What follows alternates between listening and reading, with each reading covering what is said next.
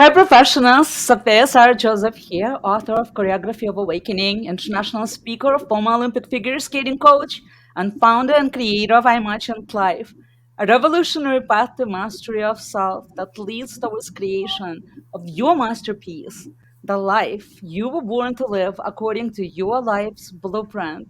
Welcome to Professionals on Air podcast, a podcast where we discuss how to walk, talk, live, and grow authentically as a professional in the 21st century. It is my intention to bring you diverse and exciting speakers and prove that no matter where we come from and what we do, there are clear laws that work through us all that we can tap into to create what we desire. Happy New Year, everyone! And let's start today with a bang. And I have a pleasure and honor to introduce you to my amazing guest, my friend Kurt Bruckmann. Kurt is a core energy dynamics specialist in leadership, wellness, and transition. And having extensive experience in the financial service industry and real estate markets, he works with diverse professionals, helping them to discover and apply the energy of our inner potential to create desired outcomes. Welcome, Kurt. Thank you so much for your generosity and gift of time and wisdom to share with us today. Tell us a little bit about what you do and how did you get started? Thank you so much, SoFeya. It's a pleasure and an honor to be on board with you here, and I'm really very thankful for that. And I appreciate our relationship and who you are and what you do for people by bringing them on and letting them speak their truth, if you will, and letting it all flow for all to hear. So thank you very much. Thank you. Yes. Um, so when we talk about core energy dynamics, as a specialist, there's four concentrations: leadership, well-being, performance, and transition.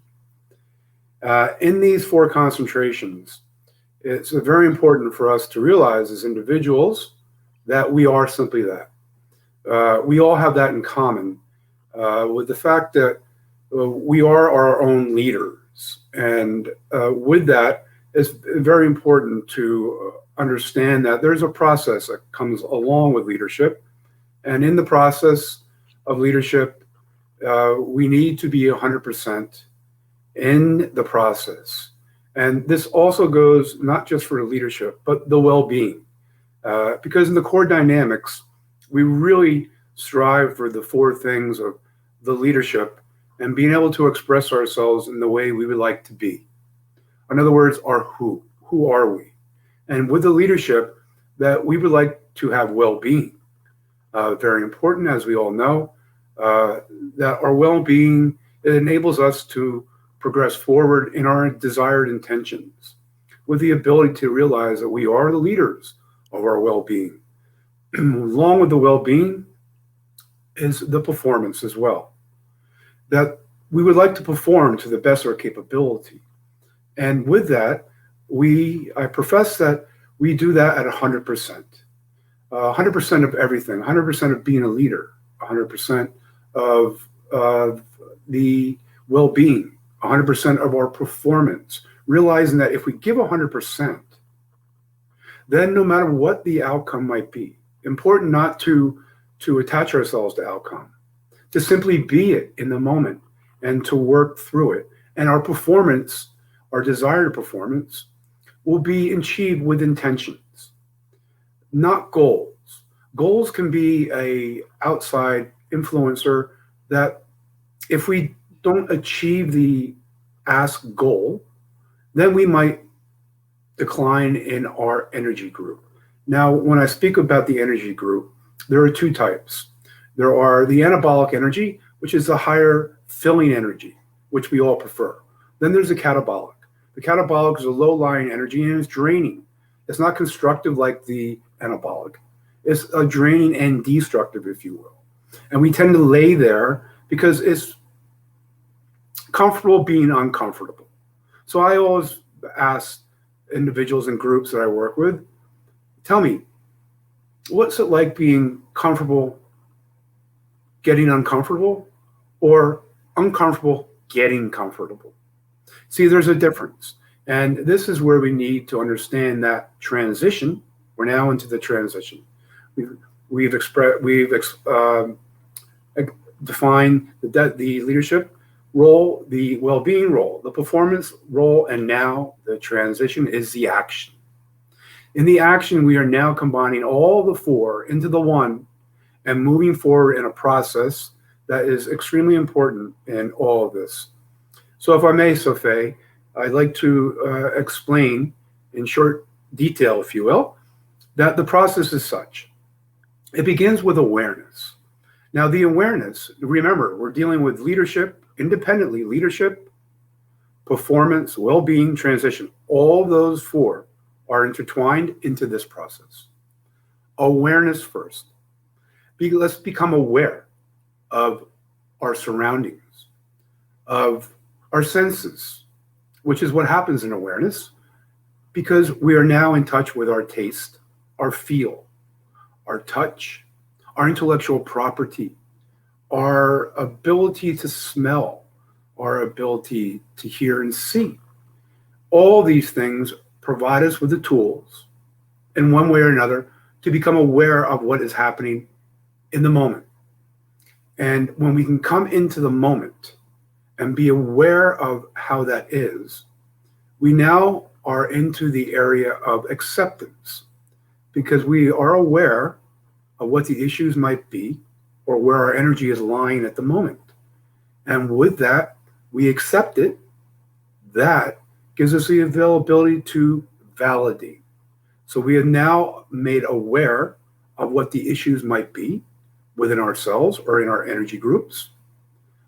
And with that, that gives us the ability to, with the awareness, we have the ability to now accept it and validate it. With the validation, we open ourselves up to another beautiful word, opportunity. And don't we all desire opportunity? Yeah. Again, if we do each one of these steps of the process, 100% is very important. 99.9% is not 100%.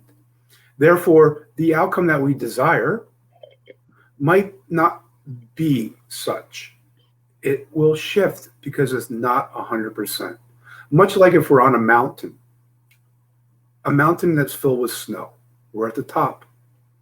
We pick up some snow and we make it into a snowball. We drop it. What's it do? It gets bigger and bigger as it rolls down the hill. We can't get in the way of that, can we? No. That's an example of that one little bit of not being 100%. And 100% is also a beautiful thing, because when we give 100%, no matter what the outcome, and we don't attach ourselves to outcome, they will be what they will. With 100% of our action and our ability and our knowledge to work it in the moment, and 100% is good enough. And that gives us the ability to do so. So with that, the opportunity, we now have conscious choice. There is choice and conscious choice. And I don't know about you or the audience, but I know for myself, I have made choice that wasn't conscious. And therefore, the implied intention was not what I desired. Many choices that could have been taken differently and in more of a progressive way and a anabolic filling way was not chosen. So with conscious choice, awareness, acceptance, validation for opportunity, 100% gives us conscious choice. Now we're in it. Now we are trusting the process of who we are, of how we want to be, and how we show up, and how we are working in the world around us. So we're in trusting the process. Now, the caveat to all of it is a transition, because now we are in action. And if we apply all what we've just spoken about, we are truly in a pure form of transition, which is constant. Constant comes from time. What does time do? It changes. It doesn't go past. It doesn't go more in the future. It just is changing in the now constantly. It's a continuum. If we embrace ourselves in the continuum of change, of transition, which we can't stop because it's in constant motion, we are all have that in common. Not to be fearful of transition, to embrace it, because of the process that we just discussed, we have established our inner understanding of our energy. And what our energy wants to do is thrive, and thrive with the body and the mind, the three of them together. Though they may be separate, when we apply them to the technique that we just discussed, with the confidence of trusting the process in the transition, the outcome will be a glorious thing because we've given 100% of who we are, and that is good enough. So how did you come to do this work? How Yes, did that happen? I'm very fortunate, SoFeya. I had a grandfather uh, who was very attentive to what was going on in my life. So a brief history is I have two older brothers that are 5 and 7 years older than I, and they're that close in age. So, they were it. They had one another, and I'm sort of the younger brother trying to fit in. Well, that was a little difficult because I'm not at a young age and I don't have the physical ability, and they're very athletic, things of this nature. So that all good. At 5 years old, my younger sisters, who are identical twins, were born. Now, I'm no longer the baby child, the youngest of the boys, always. You're not important anymore. Right. Now I'm that middle child, so to speak. And I'm playing that monkey in the middle, if you will. How to identify with my older brothers who really didn't want much to do with me, understandably. They're older and they're playing their sports and they're very athletic, and they have one another. Now, my sisters, albeit 5 years younger, identical twins, had each other. So where does Kurt go? My grandfather. Up until I was age 8, I spent tremendous time with him, and then he passed away when I was 8.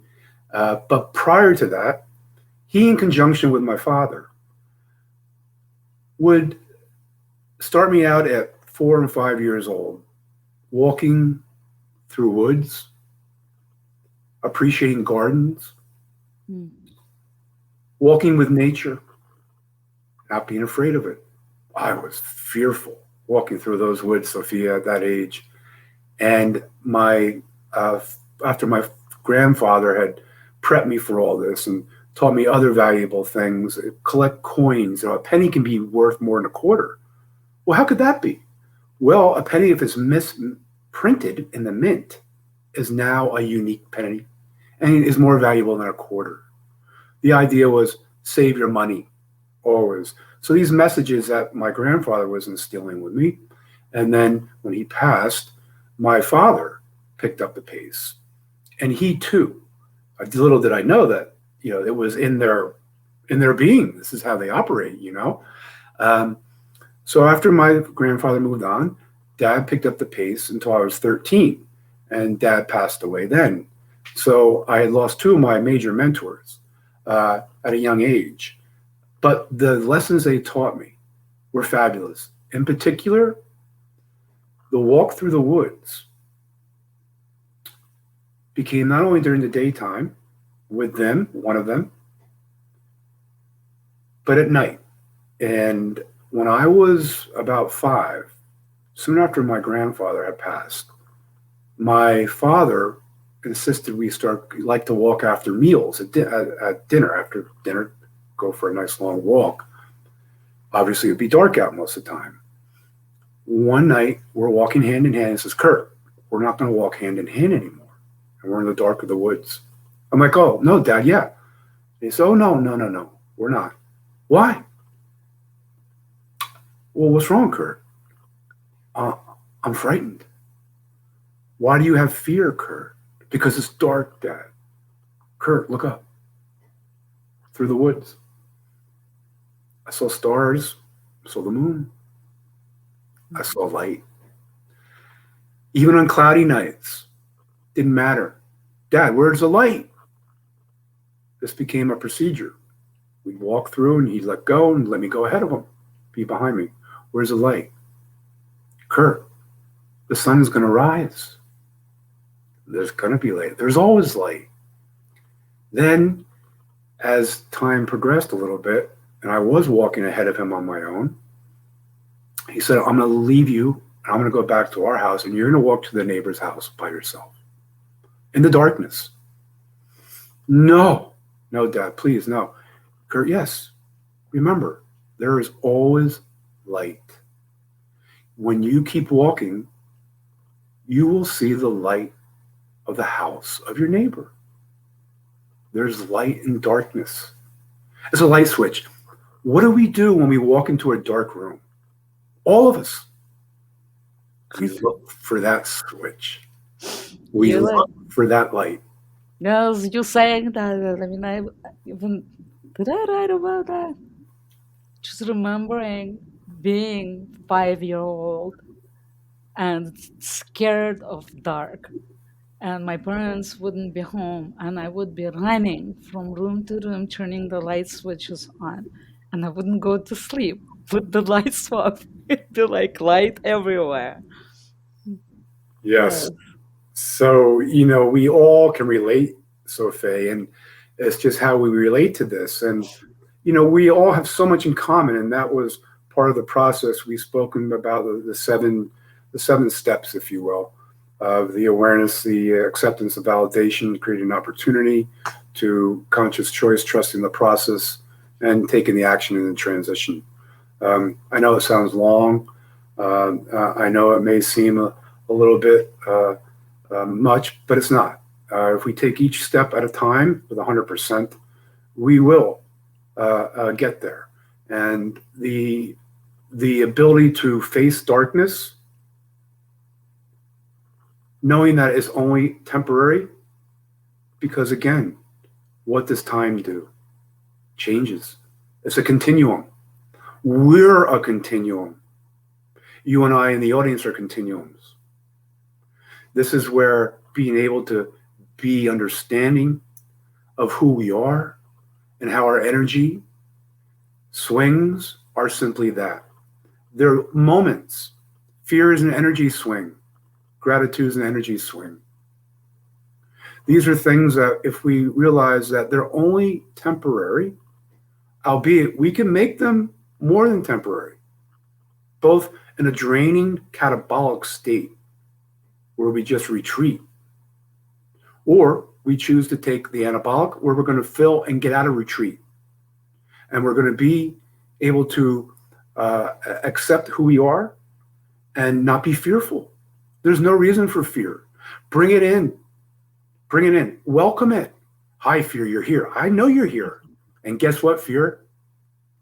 I chose to say you're not going to stay and you're going to go away. That reminds me one of my favorite quotes. I'd like try to reproduce this.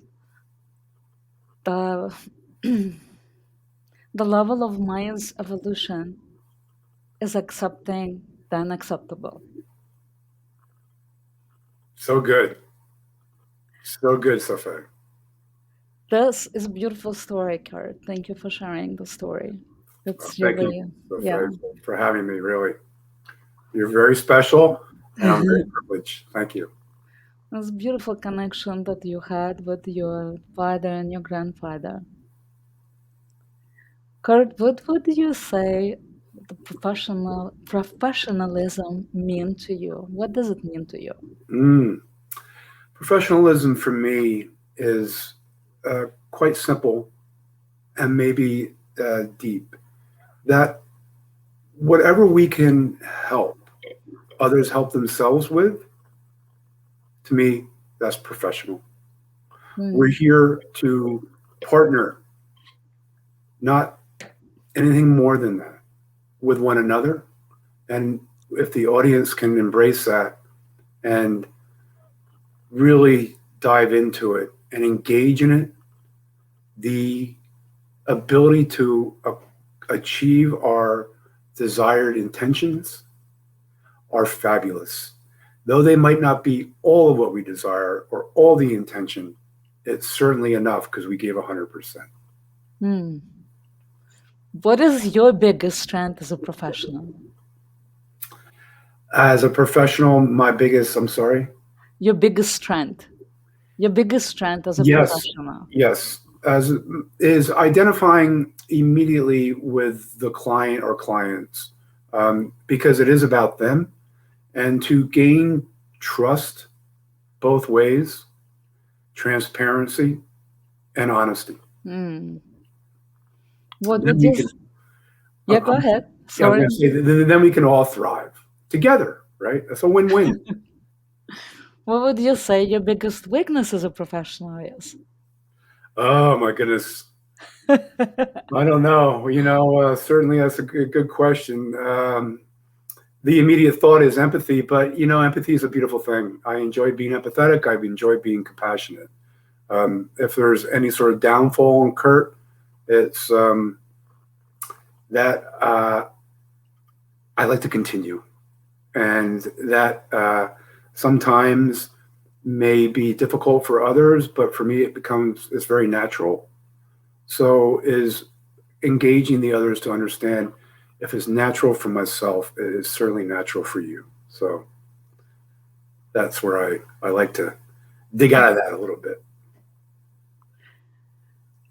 What has been a lesson or advice that stuck with you? Yes. As we talked about, choice is everywhere, yeah? It's a continuum is everywhere and a constant. Well, conscious choice is so much more empowering. And we are talking, the underlying theme here is our self empowerment, our being able to express our who, our understanding our who to be who we are. They're interchangeable.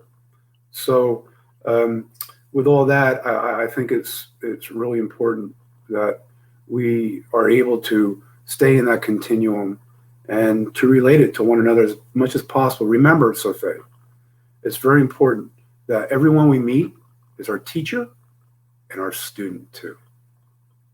Always. Always. It's even I don't know, like it is like geometrical formula, and it's the way it's designed. It's always shows how you're in the middle, in a sense. So there is something always above you that is your teacher, and there is something always that's below you that is a student.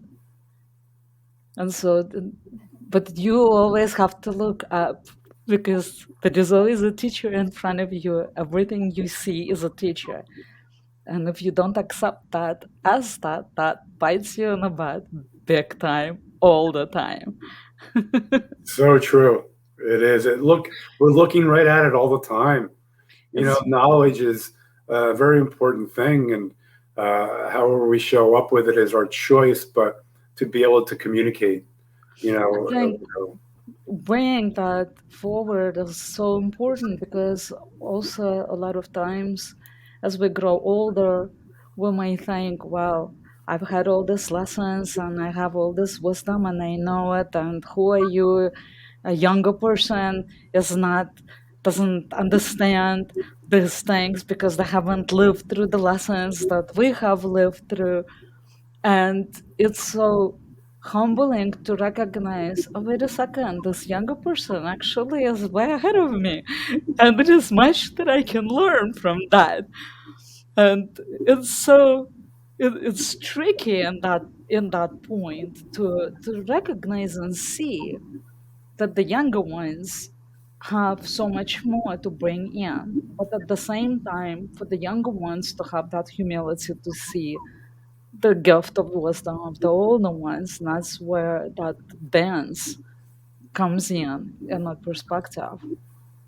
so important to recognize that, and another thing that's important for us, Sophie, is that no matter who we're speaking to be cognizant to be conscious of the fact that they're a different generation if they're not our peers. If they're not our peers, they're a different generation. To speak and listen to the generation's language. And the younger people really strive for that because they're so used to hearing these limited beliefs that our grandparents taught our parents, that our parents have taught us, that we're to hand down to our children. Limiting beliefs, really not it. Is it a basis? Yes. Is it applicable what our parents taught us for us to teach younger generations? No, no. There is a benchmark for it, that for sure. Not to do away with history. Reflection is great. Reflection of what our grandparents, parents, etc., have taught us was applicable then. It's not applicable now, particularly in this day and age, transferring from the analogic world into the digital. And having said that, the younger generation has a firmer hold on the language of the digital than we do, albeit the older generation, I should say, the above 30s and 35s, right? If we're born after 2000, we don't know what 2000 YK was. What is that? You were all fearful that everything was going to drop? The whole universe was going to go dark? Well, how silly is that? Well, to us, it wasn't because we're going from the analog into the digital. So it was a very serious thing. Now, the 20-year-olds today, because they're born in 2000, 2001, they certainly weren't able to understand all that. So they look back at it now. There lies a difference in generation that's important for us at all levels, where we're reaching above our generation, in our generation, or below. Speak the language. Mm-hmm. For sure. Kurt, what has you dealer fired up right now? What is one thing that can start fire under your butt now? Oh my goodness. For the people that it's so gracious to hear people really start to talk about themselves in a way that's who they are, who they want to be, how they be that way, instead of putting it in material form. My home, my clothes, all these material things, yes, they're there for us. Are they required? To a point. But the most important part is understanding who we are as individuals and applying that to who we want to be in the moment so we can have the best success posse and formula to achieve our intentions to the best of our ability because we know 100% is good enough. What would you say your first 60 minutes of your day look like ideally? Ideally, it's a wake up. I rest in bed for a few minutes, then I'm up, and then it's a glorious day because it's new. Oh, it's so beautiful to wake up and know it's a new day. And to apply that immediately into what we say. You know, it's interesting that the neuroscientists have identified that we have 70,000 plus thoughts a day. 80% of those thoughts are from yesterday. How important is it to understand that and to get up out of bed and immediately get the body in action? Because now the body's speaking to the mind and the energy, saying, I'm up, we're ready, let's go. It's a new day. How glorious is that? If my signature question to you, imagine that your name changed today and you are no longer called Kurt and you have to choose a new name out of these four: success, trust, courage, or passion. Which of these names would you choose and what would change in your life as a result? Well, I'm fortunate enough to have a lot of those instilled in me, but passion really resonates. I think that the passion opens us up to vulnerability. And with the vulnerability of each one of us, we're able to relate to other people. And if people can see that in us and we can display it and show the action of it and give them the compassion, people will open up. And then we go into the Oh, process. you changed it from passion to compassion. Yeah, I did a little bit, but it is my passion. It is my passion to be compassionate. Hmm. I love that as a combination. They are. Yeah. Kurt, thank you. This was such an amazing interview. Your authenticity and energy of how you share your heart and your passion shines so through for what you're doing for living. I mean, it's not just your profession. It really feels that this is just your way of life. Tell us where people could find you. Oh, thank you, SoFeya, for those kind words. That's very nice of you. Again, it's who you are, and this is why we resonate together. And I really appreciate all of it today, and who you are. Absolutely, you're Thank you. fabulous in every way. So I Mm. thank you for that. I can be reached directly through my email, which is my name, Kurt Bruckmann 1111 at gmail.com. And please, I invite people to get through to me through via text or a call on my cell, 732-996-9561. Be more than happy to engage people there. And as well as my company site, Continuum Core Coaching. I can be reached through that on Facebook. So thank you for that. We'll after we're finished with the interview, we'll post this in the comments. How's that? Fabulous. Thank you so much. Okay, so we will make sure that everyone gets this information at the end.